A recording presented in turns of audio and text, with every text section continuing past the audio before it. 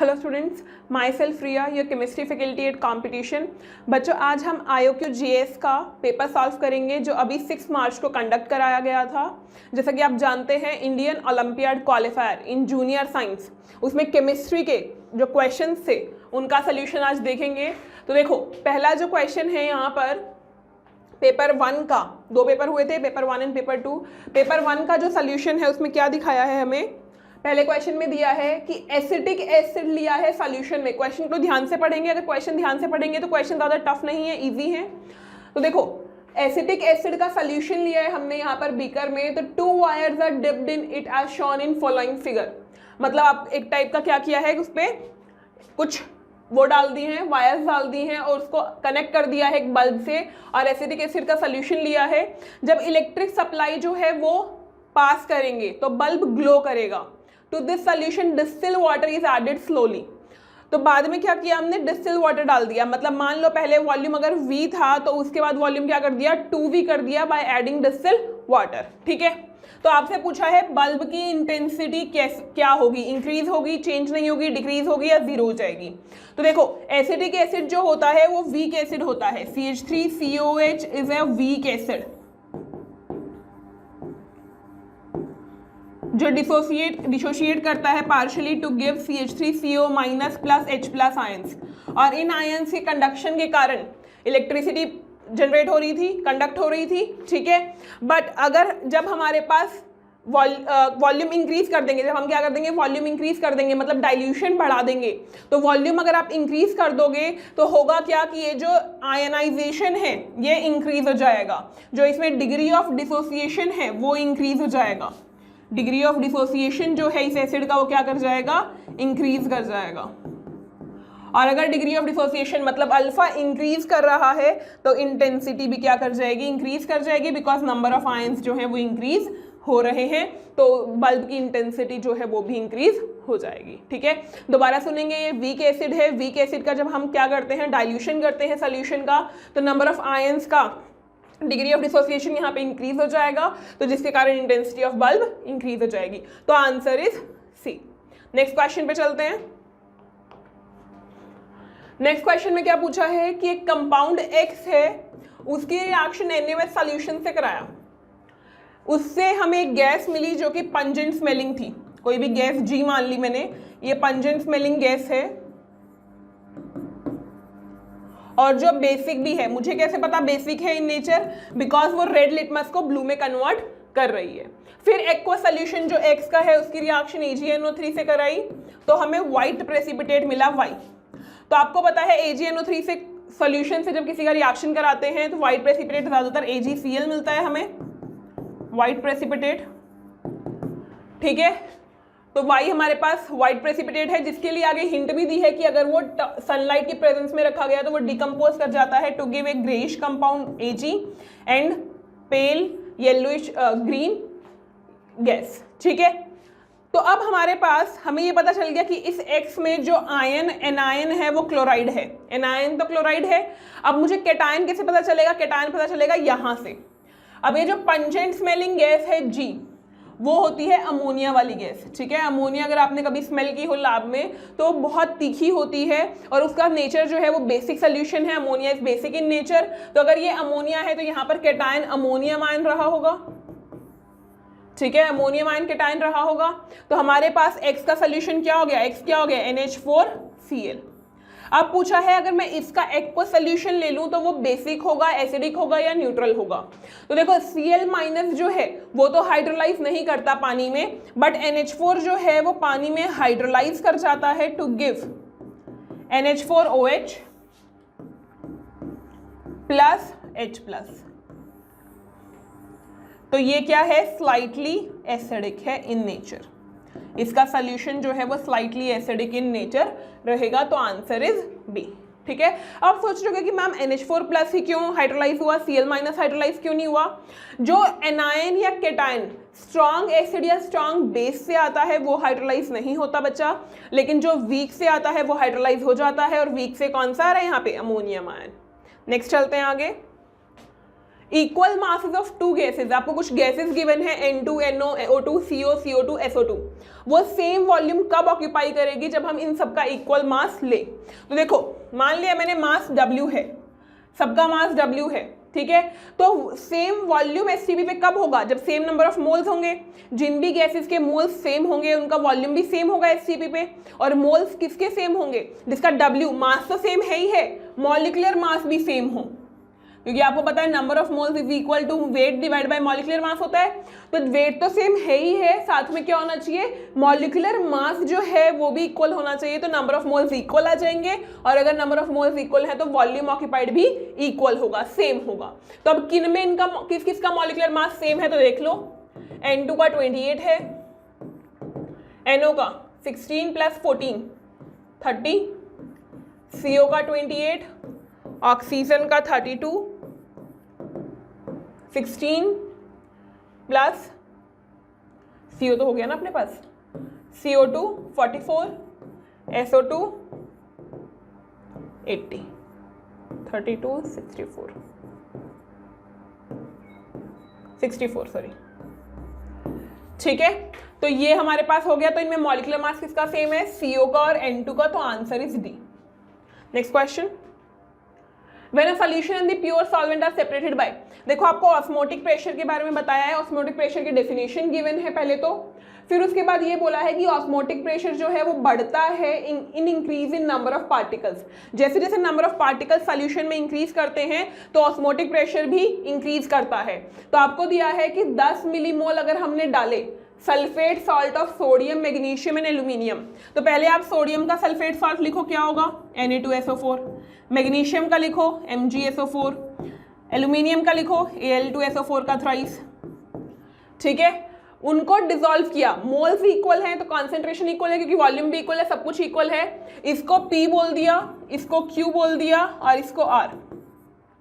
तो देखो अब इसके अगर मैं आयंस बनाऊं तो आयंस में कितने में टूटेगा, ये 2Na + SO4 2- 3 आयंस बन गए, इसमें 2 ही आयंस बनेंगे, एक Mg2+ एंड एक SO4 2-, और इसमें कितने आयंस बनेंगे, 2 और 3 5 आयंस बनेंगे, ठीक है। तो नंबर ऑफ आयंस कहाँ ज्यादा हैं, इस वाले में ज्यादा हैं, और जहां नंबर ऑफ आयंस ज्यादा होंगे आपने पढ़ा है, स्टेटमेंट में लिखा हुआ है, क्वेश्चन में सब लिखा हुआ है, बस आपको फॉर्मूला लिखना आना चाहिए था इसका और आयंस पता होने चाहिए थे।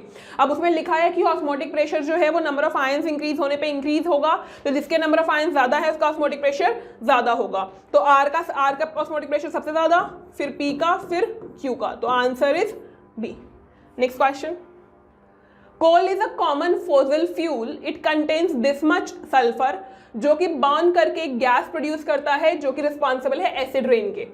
देखो जो सल्फर को अगर आप ऑक्सीजन की प्रेजेंस में बर्न करोगे तो क्या बनेगा, जैसे कार्बन को बर्न करते हैं तो CO2 बनता है, तो सल्फर को बर्न करेंगे तो SO2 बनेगा, जो कि एसिड रेन के लिए रिस्पॉन्सिबल है, मतलब ये वाटर से रिएक्ट करके H2SO3 बना लेगा। तो अब यहाँ पूछा है कितने एटम्स प्रेजेंट होंगे 1 मोल ऑफ दिस गैस में, तो देखो 1 मोल है इस गैस का, तो पहले इसमें मॉलिक्यूल्स देखो कितने होंगे, Na मॉलिक्यूल्स, 1 मोल में एवोगैड्रो नंबर ऑफ मॉलिक्यूल्स होते हैं, क्लियर। अब 1 मॉलिक्यूल में एटम कितना है, 1 मॉलिक्यूल ऑफ SO2 में एटम्स कितने हैं, जितने इसकी एटोमिसिटी है, एटोमिसिटी कितनी है, 2 ऑक्सीजन एटम 1 सल्फर एटम 3, तो हमारे पास Na मॉलिक्यूल्स में कितने एटम्स होंगे, 3 Na एटम्स। Na की वैल्यू कितनी होती है, 6.023 × 10⁻23 होती है, तो 18.069 × 10⁻23, 1.8 × 10⁻24, क्लियर। तो आंसर इज दिस सी, ठीक है, सी आंसर हो गया, डायरेक्ट था। नेक्स्ट चलते हैं आगे, आपको पहले इंट्रोडक्शन दिया है थोड़ा सा। स्टमक फ्लूइड में, जो ह्यूमन का स्टमक फ्लूइड है उसमें HCl होता है, KCl होता है और NaCl होता है, ठीक है।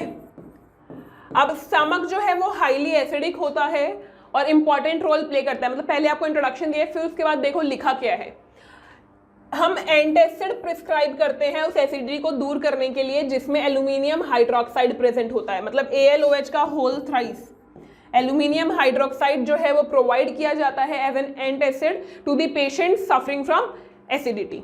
तो अगर हम यहाँ पे आगे देखें क्या लिखा है, अगर हम कॉन्सेंट्रेशन जो है इस सॉल्यूशन की, इन सॉल्यूशन की 0.01 m मान लें, सबकी सेम मान लें तीनों की, और स्टमक फ्लूइड का वॉल्यूम 2 लीटर हो, तो बताओ कितना इसका अमाउंट यूज होगा टू न्यूट्रलाइज दी एसिडिटी। तो देखो इन तीनों में से एसिडिटी किसकी वजह से होगी, HCl की वजह से, क्योंकि यही एसिडिक है, ये तो सॉल्ट्स हैं, तो इनको तो कंसिडर करेंगे नहीं। तो ये एल्यूमिनियम हाइड्रोक्साइड किससे रिएक्ट करेगा, जाके HCl से रिएक्ट करेगा to give AlCl3 plus water. Clear. अब आप इस रिएक्शन को बैलेंस कर सकते हो, यहाँ पे 3 क्लोरीन है तो यहाँ भी 3 आ जाएगा ये, और यहाँ ये 3 हो जाएगा। क्लियर। अब देखो, अब आपको ये निकालना है सिर्फ कि इसके कितने मोल चाहिए। 3 मोल HCl के लिए, 3 मोल HCl के लिए आपको सिर्फ स्टोइचियोमेट्री लगानी है। 1 मोल एल्यूमिनियम हाइड्रोक्साइड चाहिए होता है। 3 मोल HCl के लिए 1 मोल एल्यूमिनियम हाइड्रोक्साइड चाहिए। 1 मोल HCl के लिए कितना चाहिएगा, 1/3, ऐसा होगा। क्लियर। ठीक है। अब आप क्या करो, मोल्स निकाल लो किसके, HCl के। कैसे निकालोगे, molarity into volume, concentration given है और वॉल्यूम गिवन है, तो 1/100 इंटू 2, तो 0.02, यही होगा। ठीक है।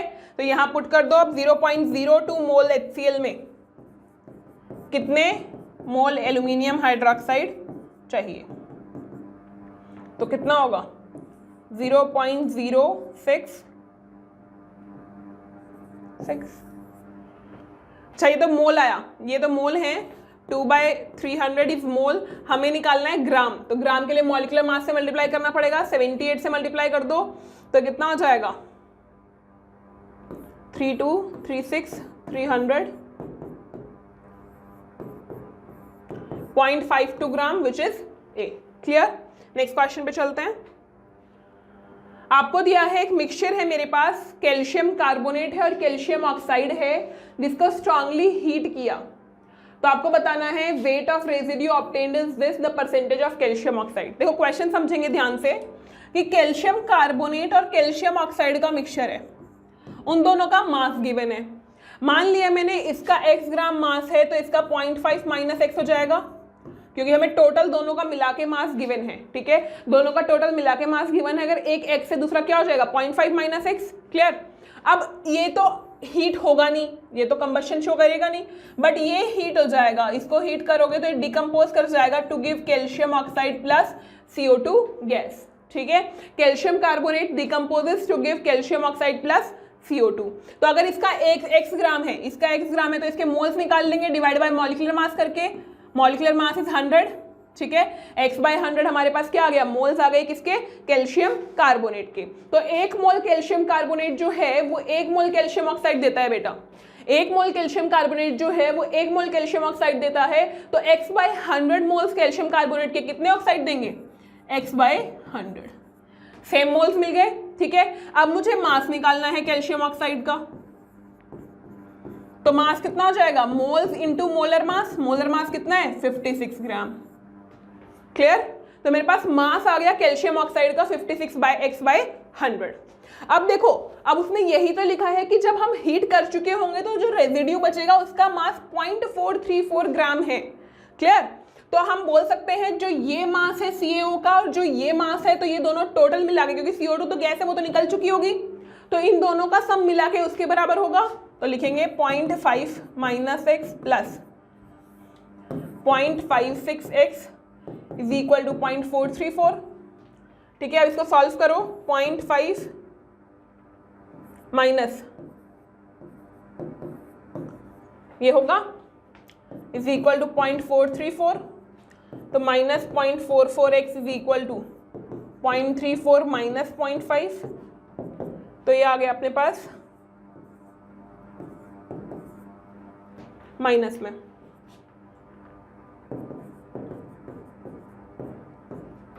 x is equal to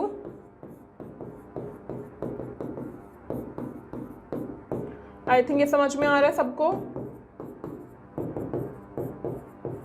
x की वैल्यू 3/20 आ गई, मतलब जो हमारे पास कैल्शियम कार्बोनेट है उसका मास आ गया, बट मुझे तो कैल्शियम ऑक्साइड का परसेंटेज बताना है। ठीक है, तो मैं इसमें 0.5 माइनस 3/20 करूंगी, तो मेरे पास कैल्शियम ऑक्साइड आ जाएगा आ जाएगा ना 7/20। 7/20 तो नहीं आना चाहिए, गलत है।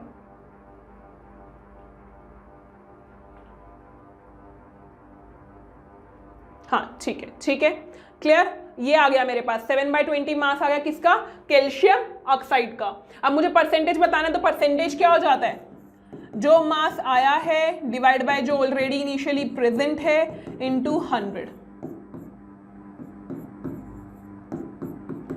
70% is your answer. 70% is your answer which is a. I think clear होगा। नेक्स्ट चलते हैं आगे। आपको बताना है मेटालिक कैरेक्टर का ऑर्डर इनमें। तो देखो जब एलिमेंट्स ऐसे दिए हैं तो सबसे पहले देख लो कि एलिमेंट्स जो है वो पीरियड के हैं, ग्रुप के हैं, कि उनकी प्लेसमेंट कहाँ है पीरियोडिक टेबल में। तो देखो सेकंड पीरियड में अगर मैं बात करूं कौन कौन से होंगे, लिथियम होगा, फिर इधर जाते जाते बेरिलियम, फिर इधर कार्बन, ऑक्सीजन, लिथियम के नीचे सोडियम होता है। तो आपको पता होना चाहिए डाउन दी ग्रुप जाते हुए मेटालिक कैरेक्टर बढ़ता है बेटा, और अलोंग दी पीरियड जाते हुए मेटालिक कैरेक्टर डिक्रीज करता है और नॉन मेटालिक कैरेक्टर बढ़ जाता है। क्लियर ये चीज। तो इधर मैं जा रही हूं तो नॉन मेटालिक कैरेक्टर बढ़ रहा है और मेटालिक कैरेक्टर घट रहा है, और इधर अगर मैं जा रही हूं तो मेटालिक कैरेक्टर बढ़ रहा है। मतलब सोडियम का मेटालिक कैरेक्टर ज्यादा होगा फिर लिथियम से, और लिथियम का ज्यादा होगा बेरिलियम से, बेरिलियम से फिर कार्बन, फिर ऑक्सीजन। ये हमारे पास ऑर्डर हो जाएगा मेटालिक कैरेक्टर का, which is your answer C. Clear. Next, the types of bonding found in. देखो ड्राई आइस में कौन कौन सी बॉन्डिंग होती है। अब बहुत सारे बच्चे सोच लेंगे ड्राई आइस तो वाटर को आइस में कन्वर्ट करके वही होगा, और आंसर में हाइड्रोजन बॉन्डिंग ये सब आ जाए शायद, लेकिन ऐसा नहीं होता। ड्राई आइस जो होता है वो CO2 होता है सॉलिड फॉर्म में, ठीक है। तो इसमें अगर आप देखो तो कार्बन ऑक्सीजन के बीच में कोवलेंट बॉन्ड है, ये कोवलेंट बॉन्ड है दोनों, ठीक है। तो एक तो कोवलेंट प्रेजेंट है, दूसरा CO2 दोनों में, दो CO2 के मॉलिक्यूल्स में हमारे पास वॉन डर वाल फोर्स ऑफ इंटरेक्शन प्रेजेंट होगी। तो answer is A and D। Next question, the compound that raises the temperature of water on dissolving in it are. Water में इन चारों कंपाउंड्स में से कंपाउंड अगर हम डिसॉल्व करते हैं तो हमारे पास कौन से केस में हीट रिलीज होगी, क्योंकि हीट रिलीज होगी तब तो टेम्परेचर बढ़ेगा। तो कौन कौन से केस में होगी, देखो अमोनियम क्लोराइड सॉल्ट है तो इतना कोई खास फर्क नहीं डालेगा। ग्लूकोज तो आप घर में मिलाते रहते हो पानी में, तो क्या गर्म थोड़ा ना हो जाता है ग्लास, ऐसा नहीं होता। HCl और पोटेशियम हाइड्रोक्साइड दोनों ही एक स्ट्रॉन्ग एसिड है, दूसरा स्ट्रॉन्ग बेस है, तो इनको जब वाटर में ऐड किया जाएगा तो ये एनर्जी रिलीज करते हैं, हाईली एक्सोथर्मिक रिएक्शन होती है। क्लियर। तो answer is B and D। आपको दिया है सोप और डिटर्जेंट्स के बारे में बताया है। तो देखो हमारे पास सोप और डिटर्जेंट्स हैं। पहले तो इंट्रोडक्शन दिया कि सोप और डिटर्जेंट होता क्या है, फिर बोला है कि मेरे पास एक सोप सोल्यूशन है X का एक सोप सोल्यूशन है, फिर एक Y का डिटर्जेंट सोल्यूशन है। Y का क्या है, डिटर्जेंट सोल्यूशन है, ठीक है। इन सॉल्यूशंस को इक्वल पार्ट में डिवाइड कर लिया, मतलब जो मेरे पास X का सोल्यूशन था उसके दो पार्ट बना लिए इक्वल, X1 और X2 नाम दे दिया। ऐसे मैंने Y के दो पार्ट बना लिए, Y1 और Y2। ये सोप सोल्यूशन है और ये डिटर्जेंट सोल्यूशन है, ठीक है। फिर हमने 1 ग्राम NaCl डाला X1 में और Y1 में, और फिर 1 ग्राम CaCl2 डाला X2 में और Y2 में। तो आपको बताना है कौन सी ऑब्जर्वेशंस देखने को मिलेंगी। तो देखो दोनों में फ़र्क क्या है, सोप और डिटर्जेंट में फ़र्क क्या होता है, हार्ड वाटर और सॉफ्ट वाटर का। जब अगर हम देखें सोप जो है वो हार्ड वाटर में रिएक्शन मतलब क्लीनिंग शो नहीं करती, क्लीनिंग एक्शन शो नहीं करती, क्योंकि वो स्कम फॉर्मेशन कर लेती है, प्रेसिपिटेट फॉर्मेशन कर लेती है, और सॉफ्ट वाटर में वो एक्टिव होती है, ठीक है। बट डिटर्जेंट दोनों में एक्टिव होता है, सॉफ्ट में भी as well as hard water में भी। तो यही डिफरेंस है यहाँ पे। और आपको पता होना चाहिए कि हार्ड वाटर होता किसकी वजह से, कैल्शियम मैग्नीशियम सल्फेट्स की वजह से, तो सॉरी कैल्शियम मैग्नीशियम सॉल्ट्स की वजह से। तो यहाँ पे तो ये तो NaCl है, तो इससे तो कोई फर्क पड़ेगा नहीं। और डिटर्जेंट पे तो वैसे भी फर्क नहीं पड़ेगा, डिटर्जेंट हार्ड वाटर और सॉफ्ट वाटर दोनों में काम करता है। अगर मैं यहाँ पर बात करूँ तो ये कैल्शियम क्लोराइड का सॉल्ट है जो कि हार्ड वाटर में प्रेजेंट होता है, और अगर ये हार्ड वाटर में प्रेजेंट है तो ये स्कम फॉर्मेशन कर लेगा, स्लाइमी प्रेसिपिटेट बना लेगा, तो answer is B. Next question, Neil Bartlett, अभी आपका पार्ट 2 शुरू हो गया, पार्ट 2 जो पेपर का हुआ था वो है। नील बार्टलेट साइंटिस्ट थे, उन्होंने फर्स्ट जो कंपाउंड्स बनाए थे नोबल गैस के उन्होंने ही बताए थे। तो देखो इसमें क्या दिया है कि जब ऑक्सीजन से रिएक्शन PTF6 की होती है तो हमें O2+ जैसा कंपाउंड बनता है जो कि ज़ीनॉन के केस में भी देखने को मिलता है। ठीक है, तो हमारे पास ऐसा कुछ कंपाउंड दिखाया है और ये दिखाया है। तो आपको बोला है कि अबव इंफॉर्मेशन के बेसिस पे आप बताओ कौन सा स्टेटमेंट सही है। पहला स्टेटमेंट है second ionisation potential of xenon is much lower than its first ionisation potential. तो आपको ये पता होना चाहिए किसी भी एलिमेंट के लिए, जनरल एलिमेंट ले लूँ, ज़ीनॉन नहीं जनरल एलिमेंट ले लें और उसमें से पहला इलेक्ट्रॉन रिमूव करें और फिर दूसरा इलेक्ट्रॉन रिमूव करें। तो पहला इलेक्ट्रॉन रिमूव करने के लिए जो एनर्जी रिक्वायर्ड होती है और जो दूसरा इलेक्ट्रॉन रिमूव करने के लिए एनर्जी रिक्वायर्ड होती है उन दोनों में डिफरेंस होता है और IE1 हमेशा ज्यादा होगा IE2 से। तो ये स्टेटमेंट तो पहले ही गलत हो गई। फिर फर्स्ट आयनाइजेशन पोटेंशियल जो है वो बहुत कम है, नहीं ये भी गलत है। ऑक्सीजन के ऑलमोस्ट इक्वल होता है, इसी कारण तो उसको ये आइडिया आया कि मुझे ज़ीनॉन के भी कंपाउंड्स बनाने चाहिए। फिर xenon makes ionic bond with F in one of the above compounds. Xenon ionic bond नहीं बना रहा, ये भी गलत है, कोवलेंट बॉन्ड बनाएगा। Xenon act as reducing agent, हाँ ये है, ज़ीनॉन जो है क्योंकि वो अपना एक इलेक्ट्रॉन दे देता है, आयनाइज हो जाता है, तो वो इलेक्ट्रॉन प्रोड्यूस कर रहा है, मतलब इलेक्ट्रॉन दे रहा है, ऑक्सीडेशन कर रहा है अपना, तो वो रिड्यूसिंग एजेंट की तरह काम करेगा। तो answer is D. Next question, a student took a sandy soil sample from a desert area, put it in a bucket। देखो एक बच्चे ने क्या किया, मिट्टी उठाई बकेट में डाल दी और उसमें टैप वाटर चला दिया। कुछ देर बाद सॉइल जो है वो नीचे बैठ जाएगी, आपको ही पता है, ठीक है। फिर उसके बाद उसे ये पता करना है कि जो वो पानी टैप वाटर वाला पानी है उसमें कोई सॉल्युबल सब्सटेंस अभी भी प्रेजेंट तो नहीं है, मतलब जो सॉइल नीचे बैठ गई, ठीक है, हैवी पार्टिकल्स नीचे बैठ गए, बट उसको फिर भी अभी पता करना है कि हो सकता है सॉइल में कुछ ऐसे पार्टिकल्स हों जो कि पानी में अभी भी सॉल्युबल हों।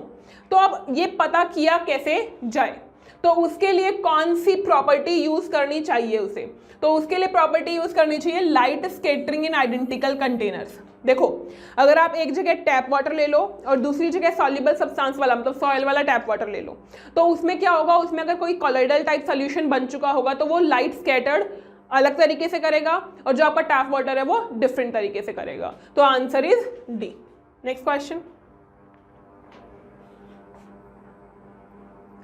when silver metal is heated its electrical conductivity decreases but electrical conductivity of molten।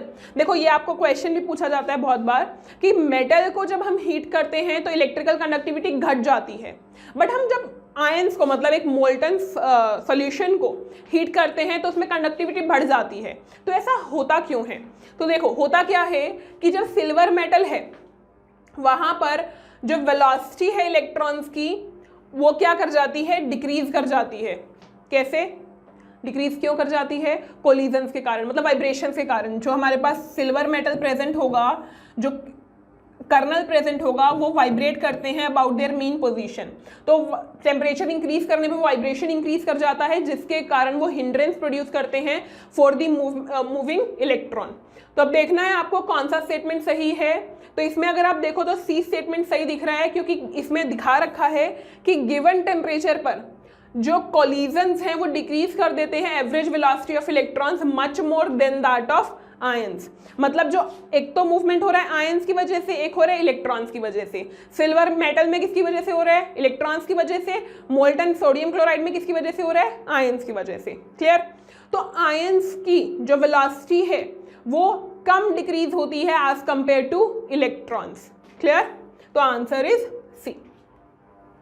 Next question,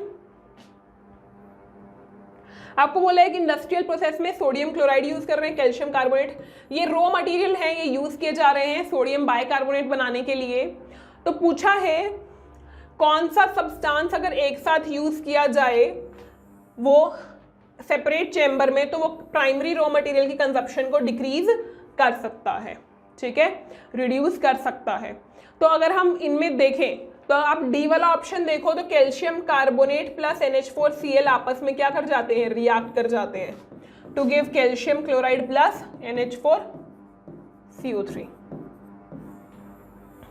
जो कि आगे डिकम्पोज कर जाएगा to give ammonia plus H2O plus CO2, और हमें अमोनिया ही तो यहाँ पर चाहिए था ताकि आगे रिएक्शन प्रोसीड हो सके, ठीक है। अमोनिया H2O और CO2 जो बन रहा है ये हमारे लिए क्या हो जाएगा, यूज में आ जाएगा। तो answer is D. Next question, a thin aluminium foil is often placed on a bowl of food to keep the food warm. The foil does this by preventing heat flow through. किस किस की वजह से heat flow जो है वो produce जो होगा वो प्रिवेंट होगा, रेडिएशन और कन्वेक्शन, ठीक है। रेडिएशन मतलब पास हो रही है एनर्जी वहां से, क्लियर। तो रेडिएशन और कन्वेक्शन की वजह से जो फूड है वो प्रिवेंट होगा फ्रॉम गेटिंग कोल्ड। हाँ जी, देखो ये क्वेश्चन जो है ये पैराग्राफ टाइप क्वेश्चन है। पैराग्राफ गिवन है आपको ग्लिसरॉल के बारे में, और फिर आपको क्वेश्चन दिया है in which order should these materials be mixed to obtain soap. आपको 3 स्टेप्स में S1 से S3 3 स्टेप्स में ये बताना है कि कैसे सोप बनाई जा सकती है। तो mixing of caustic soda is NaOH और पानी की मिक्सिंग से बहुत ज़्यादा हीट प्रोड्यूस होती है। आपको रॉ मटेरियल्स गिवन है oil, fat, caustic soda, sodium chloride और वाटर। तो देखो होता क्या है, सबसे पहले NaOH को पानी में डिसॉल्व किया जाता है, ये एक्सोथर्मिक होगा, आपको पता है, लिखा भी है, ये पहला स्टेप है। NaOH और वाटर को क्या करेंगे, आपस में डिसॉल्व कर लेंगे, ठीक है। फिर इसमें इसी सॉल्यूशन में ऑयल ऐड करेंगे, ऑयल से तो बनेगी ना सोप, ऑयल ऐड करेंगे और फिर हीट करेंगे, ठीक है, ऐड ऑयल एंड हीट। फिर उसके बाद नेक्स्ट स्टेप में जब ये सब हो जाएगा फिर उसको कूल करके, क्योंकि पहले हीटेड है ना, फिर कूल करके फिर उसमें ऐड कर दो NaCl और आपके पास ग्लिसरॉल प्लस सोप का सोल्यूशन बन जाएगा। आ गया समझ में? 3 स्टेप्स क्लियर हैं। ये तीनों स्टेप्स आपको लिखने थे, एक्चुअली ये सब्जेक्टिव था तो लिखने वाला था। नेक्स्ट आगे चलते हैं। Cooling the mixture is helpful after one of the mixing steps, while heating the substance is helpful after another of mixing steps. Identify the 2 steps. आपको बस ये पूछा है कि कहाँ हीटिंग और कहाँ कूलिंग कर रहे हैं। तो देखो S2 स्टेप में हम बाद में हीटिंग कर रहे हैं और S3 में पहले कूलिंग कर रहे हैं। तो आपको सिर्फ ये बताना है कि S2 में हीटिंग हो रही है और S3 में कूलिंग हो रही है, ठीक है। लिखना था ये आपको, सब्जेक्टिव, पूरा कॉम्प्रिहेंशन ये सब्जेक्टिव ही है। After soap is formed and separated, what components of the reaction mixture are left behind apart from glycerol? देखो जब आपने रिएक्शन करा दी, सोप फॉर्मेशन हो गया, तो सोप के साथ एक तो ग्लिसरॉल बनता है और साथ में कौन से रिएजेंट्स जो हैं वो बचे होंगे। तो एक तो NaCl होगा, एक NaOH होगा जो अनयूज्ड होगा, जो अनरिएक्टेड होगा, और वाटर होगा। ये 3 बाय प्रोडक्ट्स वहां प्रेजेंट होंगे जो कि अनरिएक्टेड फॉर्म में होंगे। वाटर तो ऐसे ही सोल्यूशन बना ही रहा होगा।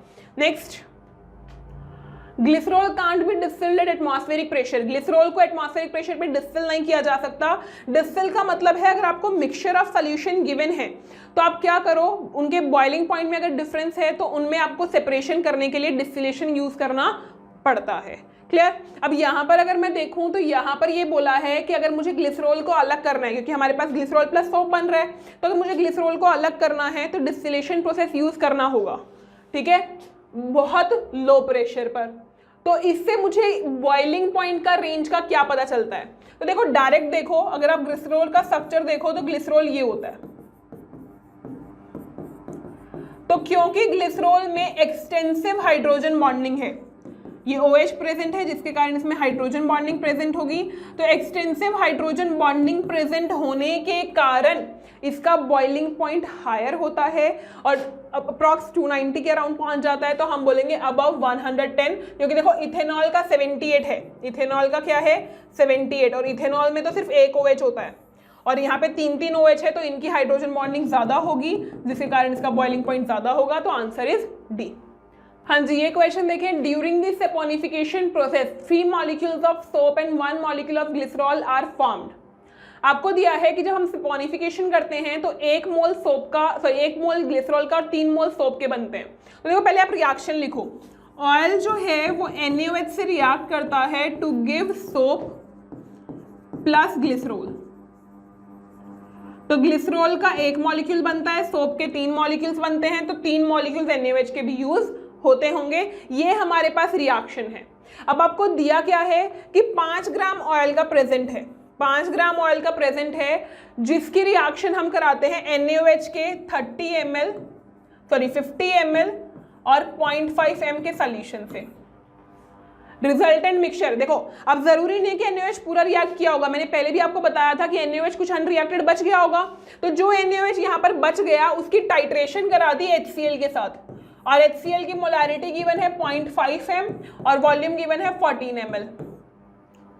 ठीक है, तो आपको बताना है कितना ग्लिसरॉल जो है वो ऑब्टेन हुआ होगा 1 किलोग्राम से। तो सबसे पहले आप क्या करो, मिलीमोल्स निकालो HCl के। HCl के मिलीमोल्स कैसे आएंगे, millimoles of HCl is equal to molarity into volume, और वॉल्यूम ml में होना चाहिए, तो 14 इंटू तो 7 मिलीमोल्स HCl के आ गए। ठीक है, और जो मिलीमोल्स HCl के होंगे वही मिलीमोल्स NaOH के होंगे जो कि अनरिएक्टेड फॉर्म में बचा होगा। क्लियर, तो NaOH जो है, मिलीमोल्स ऑफ NaOH जो कि अनरिएक्टेड होगा, यहाँ पे जो अनरिएक्टेड बचा था वो 7 मिलीमोल्स रहा होगा। ठीक है, 7 मिलीमोल्स रहा होगा क्योंकि वो HCl से रिएक्ट कर रहे हैं उतने मोल्स। तो यहाँ पर टोटल मिलीमोल्स कितने हैं NaOH के, टोटल मिलीमोल्स कितने हो जाएंगे 50 into 0.5 which is equal to 25। तो 25 मिलीमोल्स थे, 7 जो है वो अनरिएक्टेड बचे थे, तो रिएक्ट कितने किए होंगे 18 मिलीमोल्स। मतलब यहाँ पर NaOH के 18 मिलीमोल्स ऑयल से रिएक्ट कर रहे हैं। क्लियर, तो अब देखो 3 मिलीमोल से 1 मिलीमोल ग्लिसरॉल बनता है, तो 18 से कितना बनेगा 1/3 into 18 which is equal to 6 millimoles. 6 millimoles glycerol बना, किससे बना 5 ग्राम ऑयल से, क्योंकि ये पूरा NaOH से रिएक्ट कर रहा है ना, कंप्लीटली रिएक्ट कर रहा है। 5 ग्राम ऑयल से 6 मिलीमोल्स ग्लिसरॉल बना, तो लिखेंगे 5 ग्राम से कितना बना 6 मिलीमोल ग्लिसरॉल। पूछा कितने ग्राम में है 1 किलोग्राम, 1 किलोग्राम मतलब 1000 ग्राम, 1000 ग्राम में कितना हो जाएगा 6/5 into 1000 which is equal to 1200 millimoles, 1200 millimoles. ठीक है, बट हमें अमाउंट बतानी है, मतलब मास बताना है, तो मास बताना है तो आपको मल्टीप्लाई करना पड़ेगा मॉलिक्यूलर मास से। मॉलिक्यूलर मास ग्लिसरॉल का निकाल लेंगे, कितना होगा 3 कार्बन है 36, 2 3 4 5, 2 7 1 8, ये कितना है 8 16 3 18, 8 8 16 92 ग्राम, और 1200 मिलीमोल्स हैं, 1200 मिलीमोल्स हैं, तो मिलीमोल्स को मोल्स में कन्वर्ट करेंगे। 1 मिलीमोल में 10⁻³ मोल, और 92 ग्राम ये आ गया, तो 1.2 इंटू 92 सॉल्व कर दो, आंसर आ जाएगा। ठीक है, सॉल्व करेंगे 1.2 इंटू 92, तो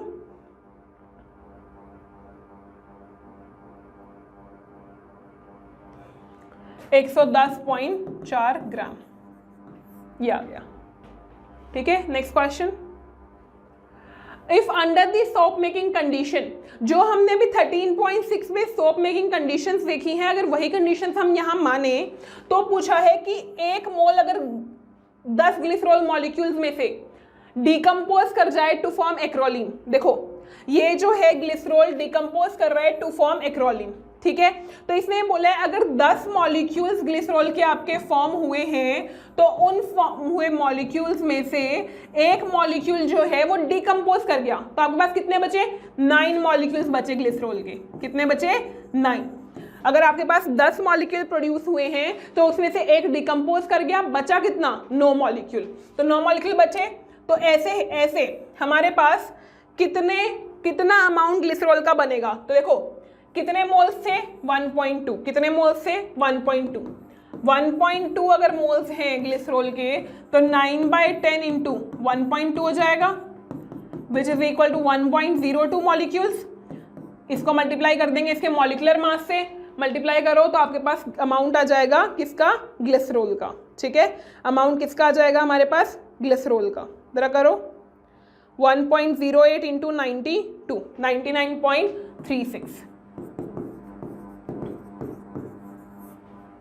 आगे चलते हैं। आगे नेक्स्ट क्वेश्चन है, नेक्स्ट कॉम्प्रिहेंशन है। नेक्स्ट कॉम्प्रिहेंशन में आपको कंबशन के बारे में बताया है, कुछ फायर की चीजें बताई हैं, या आप अच्छे से कॉम्प्रिहेंशन को पढ़ेंगे। सबसे पहले आपको बोला है कि जो आग लगती है उसके लिए 3 कंपोनेंट्स की जरूरत होती है।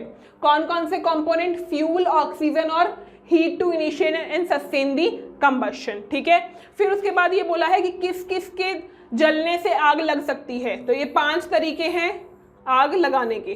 ठीक है, आग लगानी नहीं है बट लगाने के तरीके हैं। Different kind of fire fighting स्ट्रेटेजिक्स।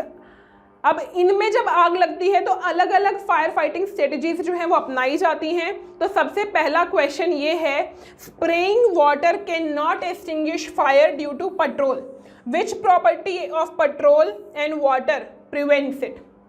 जब पेट्रोल से आग लगती है ना तो उसके ऊपर पानी नहीं डाला जाता। पानी डालना सही नहीं होता। क्यों? क्योंकि पानी और ऑयल जो होते हैं वो एक तो इमिसिबल हैं। ठीक है, फिर जो पानी है उसकी डेंसिटी जो है वो वाटर से ज़्यादा है, सॉरी पानी की डेंसिटी जो है वो पेट्रोल से ज़्यादा है, जिसके कारण पानी नीचे जाके बैठ जाएगा और पेट्रोल ऊपर आ जाएगा और फिर जलना स्टार्ट कर देगा।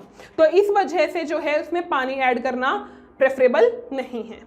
आगे चलते हैं नेक्स्ट क्वेश्चन पे। Among the fire sustained by materials which can be extinguished by spraying water. ये जो आपको 5 मटेरियल दिए हैं आग लगाने के, उनमें से पानी डाल के किसको बुझाया जा सकता है? तो देखो, एक तो पेपर स्टैक्स को बुझाया जा सकता है, जो पेपर से आग लगी है उसको बुझाया जा सकता है, उस पर पानी जाकर काम करेगा। जो कपड़ों से आग लगी है उस पर भी काम करेगा। वेजिटेबल ऑयल में काम नहीं करेगा क्योंकि ऑयल और वाटर की वही इमिसिबल है, डेंसिटी का फर्क। पेट्रोल में भी नहीं करेगा और इलेक्ट्रिकल वायरिंग में भी नहीं करेगा। Water is conductor of electricity. Clear? Next आगे, तो ये 2 हो गए, फर्स्ट और सेकेंड। नेक्स्ट बस यही लिखना था उसमें ना। Which of the 3 components of fire 1, 2, 3 are reduce immediately by water spraying. देखो, जो आपको ये कंपोनेंट्स गिवन है 3, ये पानी डालने पे कौन सा कंपोनेंट जो है वो इजीली जो है रिड्यूस हो जाएगा। तो पानी डालने से जो हीटिंग मिल रही है, जो हीट मिली थी इनिशिएशन के लिए और कंबशन को सस्टेन करने के लिए, वो डिक्रीज हो जाती है। मतलब थर्ड वाला कंपोनेंट जो है वो डिक्रीज हो जाएगा। Heat to sustain, sorry heat to initiate and sustain the combustion. फिर नेक्स्ट है properties of water responsible for the role mention in 14.3 AR। कौन कौन सी वाटर की ऐसी प्रॉपर्टी है जिसके कारण वो इस हीट वाली जो प्रॉपर्टी है, जो हीट चाहिए, जो जलने के लिए आग चाहिए, जो एनर्जी चाहिए, उसको क्या कर रहा है? डिक्रीज कर रहा है। तो वाटर की ऐसी कौन सी प्रॉपर्टी है जो इस फिनोमिना को डिक्रीज कर दे रही है? कौन सी है? एक तो high latent heat of vaporization. Latent heat of vaporization क्या होता है कि कितनी एनर्जी हमें देनी पड़ेगी 1 मोल वाटर को गैसियस सब्सटेंस में कन्वर्ट करने के लिए। तो जो हीट आग में यूज हो रही थी, जो हीट वहाँ, एनर्जी वहाँ यूज हो रही थी, वो वाटर को वेपराइज करने के लिए यूज होना स्टार्ट हो जाएगी। फिर उसके बाद high specific heat. Specific heat भी यही है कि अमाउंट ऑफ हीट कितनी चाहिए to raise the temperature of water. Clear? तो ये दोनों आंसर आ गए इसके अपने पास। नेक्स्ट आगे चलते हैं। आगे आपको एक पैराग्राफ में कुछ चीजें और बताई हैं। इसमें आपको क्या बताया है? एक सोडा एसिड फायर एक्सटिंग्विशर के बारे में बताया है, जिसमें क्या किया जाता है? सोडियम बाइकार्बोनेट का सॉल्यूशन लिया जाता है विद सल्फ्यूरिक एसिड। ठीक है, और फिर ये बताया कैसे काम करता है। तो इसमें लास्ट में क्या है कि एक काम क्या करता है? कार्बन डाइऑक्साइड और कार्बन एसिड वाटर जो है उसका प्रोड्यूस करता है। क्या क्या प्रोड्यूस करता है? CO2 और कार्बोनिक एसिड वाटर। तो आगे चलते हैं, क्या पूछा है क्वेश्चन इससे related. Which of the 3 components does soda acid suppresses in fire. जो हमारे पास कंपोनेंट थे ना, एक तो फ्यूल था, एक ऑक्सीजन था जो आग लगने के लिए काम आता है, एक था heat to sustain, initiate and sustain the combustion. तो इसमें से, इन तीनों में से कौन सा फैक्टर जो है वो रिड्यूस हो जाएगा जिसके कारण आग बुझ जाएगी? किसकी वजह से? इस सोडा एसिड फायर एक्सटिंग्विशर की वजह से। तो कौन सा होगा? ऑक्सीजन फैक्टर जो है, जो आग के लिए ऑक्सीजन प्रोवाइड हो रही है ना, वहाँ पे जो ऑक्सीजन अवेलेबल है उसकी जगह CO2 आ जाएगी, जिसके कारण ऑक्सीजन की सप्लाई कम हो जाएगी और आग बुझ जाएगी। तो हमारे पास कौन सा फैक्टर हो जाएगा? सेकेंड वाला। Next, should a soda acid extinguisher be used to reduce petrol fires and और फायर्स इन इलेक्ट्रिकल वायरिंग? क्या हम जो अभी हमने सोडा एसिड वाला देखा, क्या वो पेट्रोल फायर के लिए यूज़ कर सकते हैं? नहीं कर सकते। क्यों नहीं कर सकते? क्योंकि वो कार्बोनिक एसिड वाटर भी प्रोड्यूस कर रहा है, वो हमने अभी देखा था कि वाटर यूज़ नहीं कर सकते किसके लिए? पेट्रोल और इलेक्ट्रिकल वायरिंग के लिए। आगे चलते हैं। Can a CO2 extinguisher be used to reduce petrol fires और इलेक्ट्रिकल फायर्स? नहीं, मना हो गया ना, ये CO2 एक्सटिंग्विशर यूज नहीं होगा, क्योंकि वो क्या कर देगा? सॉरी, CO2 एक्सटिंग्विशर कौन सा है? अच्छा, CO2 एक्सटिंग्विशर ये है which contains only compressed CO which is release at high pressure. हाँ, इसको यूज कर सकते हैं क्योंकि इसमें वाटर नहीं है ना, इसमें वाटर नहीं है तो इसको यूज किया जा सकता है। बिल्कुल, ये लिख देंगे यहाँ पे। एक तीसरे टाइप का एक्सटिंग्विशर है जो कि वेजिटेबल ऑयल फायर्स के लिए यूज किया जाता है। ठीक है, ये क्या करता है? फॉर्म का फॉर्मेशन करता है, मतलब जो ऑयल का सरफेस है ना उस पर एक फॉर्म फॉर्मेशन कर लेता है, जिसके कारण ऑक्सीजन की सप्लाई कम हो जाएगी। तो नेक्स्ट क्वेश्चन देखते हैं क्या है। In this case which of the 3 components of fire gate reduced? कौन सा फायर का कंपोनेंट रिड्यूस होगा? ऑक्सीजन रिड्यूस होगा। मैंने बताया ना कि फॉर्म जो है वो ऑयल के ऊपर फॉर्म बन जाएगी, जिससे ऑक्सीजन की सप्लाई रुक जाएगी और आग बुझ जाएगी। फिर हाँ जी, देखो नेक्स्ट क्या पूछा है, which of the other kind of fires can be extinguish using this extinguisher? Electrical वाली, इलेक्ट्रिकल वायर की वजह से जो आग लग रही है उसको भी एक्सटिंग्विश करने के काम आ सकता है। क्लियर? ठीक है बच्चों, तो हमने ये सॉल्यूशन सबके देख लिए, तो आप ये सॉल्यूशंस देख सकते हैं एंड प्रैक्टिस कर सकते हैं। All the best.